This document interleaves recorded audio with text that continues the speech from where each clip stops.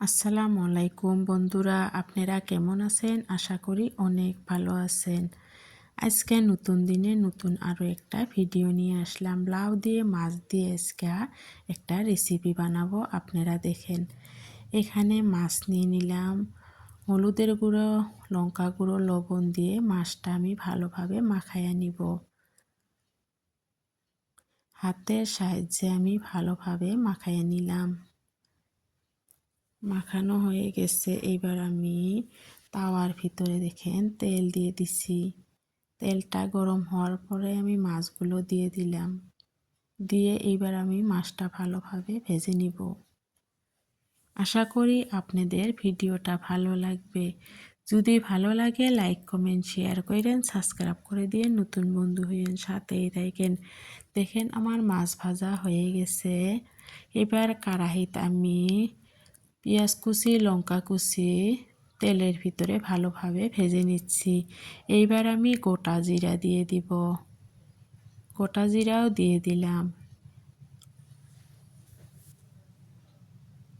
এইবার লাউয়ের ভিতরে আমি গুঁড়া মশলা দিয়ে দিব। হলুদের গুঁড়ো, লঙ্কা গুঁড়ো, লবণ, জিরা গুঁড়ো, ধনে গুঁড়ো সব দিয়ে দিলাম।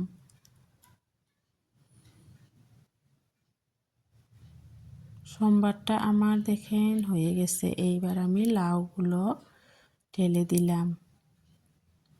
ভালোভাবে এবার কষায় নিব। আমরা এইভাবে লাউটা রান্না করি। আপনারা কিভাবে রান্না করেন কমেন্টে জানাইবেন।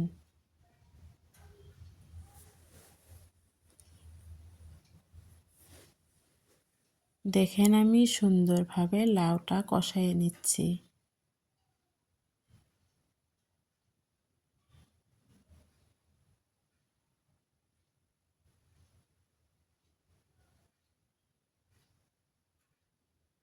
দেখেন লাউটা কষাতে কষাতে আমার সিদ্ধ হয়ে গেছে। লাউ এবার অল্প ঝোলের পানি দিয়ে দিব।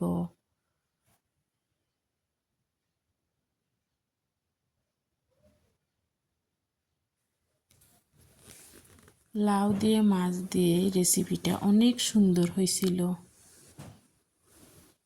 এবার আমি মাছগুলো ঢেলে দিলাম।